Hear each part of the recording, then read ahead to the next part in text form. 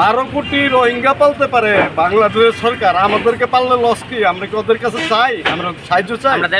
আমরা দেশের নাগরিক, এই বাংলাদেশের নাগরিক। তো ওরা নাগরিক না হইয়া ওরা আমাদের যে খায়ন খাইতেছে, রাজার হালে খাইতেছে, আমরা কি পারি না ওইরকম ব্যাপারে চলতে?